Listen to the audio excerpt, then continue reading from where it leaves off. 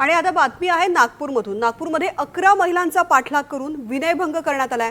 पोलिसांनी 115 सीसीटीव्हीच्या आधारे आरोपीला अटक केलेली आहे।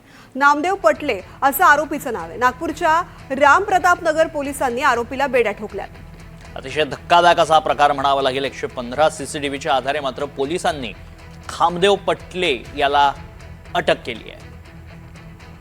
तसेच या आता 4 महिन्यापासून काही रात्री मुलींना छेडखानी करतोय म्हणून आम्हाला माहिती मिळत होती, पण विद्यार्थी मुली असल्याकारणाने ते कंप्लेंट द्यायला तयार होत नव्हत्या।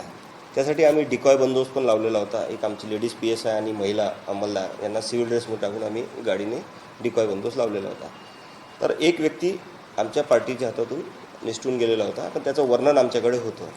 त्याचप्रमाणे एक मागच्या महिन्यात एका महिलेने तक्रार केली की त्यांना रेडिसन ब्लू चौकपासून ते जैताळाकडे जाताना त्यांना छेडखानी केली आहे। त्याची आम्ही रिपोर्ट केली। त्यात आम्हाला तो नंबर प्राप्त झाला त्याच्या गाडीचा।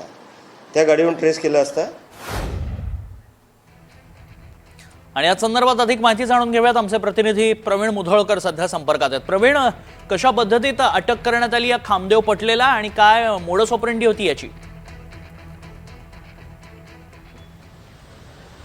गेला महिना दीड महिन्यापेक्षाही जास्त काळ झाला। 11 पेक्षाही जास्त महिलांचा विनयभंग या नामदेव पटलेनं केला होता आणि यापूर्वीही त्याच्यावरती गुन्हे दाखल होते। नागपूरच्या राणाप्रताप पोलीस स्टेशन परिसरामध्ये या सगळ्या घटना होत होत्या आणि सीसीटीव्ही जे आहेत 115 पेक्षाही जास्त सीसीटीव्ही म्हणजे स्मार्ट सिटीचे किंवा इतर दुकानांमध्ये घरांमध्ये सीसीटीव्ही लावले आहे ते सुद्धा तपासण्यात आले। काही महिला मॉर्निंग वॉकला इव्हिनिंग वॉकला जात असतात किंवा काही विद्यार्थिनी हे जेव्हा सायकलनी काही ठिकाणी जात होत्या, टू व्हीलरनी जात होत्या, त्यांना सुद्धा विनयभंग करण्याचा छेडण्याचा प्रयत्न या आरोपीने केला आहे।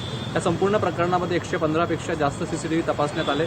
अनेक महिला या संपूर्ण प्रकरणानंतर भीतीमुळे किंवा पुन्हा असा प्रकार आपल्यासोबत होईल त्यामुळे रस्ता त्यांनी बदलला, त्यामुळे तक्रार काही त्यांनी दिली नव्हती, पण 2 महिला पुढे आल्या। त्यांनी आरोपीची ओळख परेड जी आहे त्यासाठी सुद्धा मान्यता दिली आणि सीसीटीव्हीच्या माध्यमातून या संपूर्ण आरोपीचा शोध घेण्यात आला।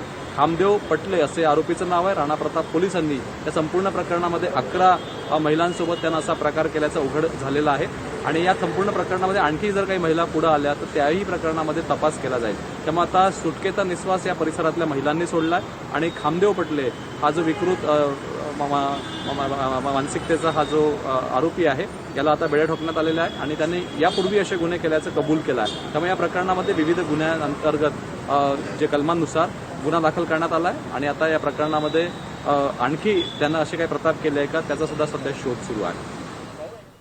नक्कीच धन्यवाद प्रवीण, आपण दिलेल्या सगळ्या सविस्तर माहितीसाठी।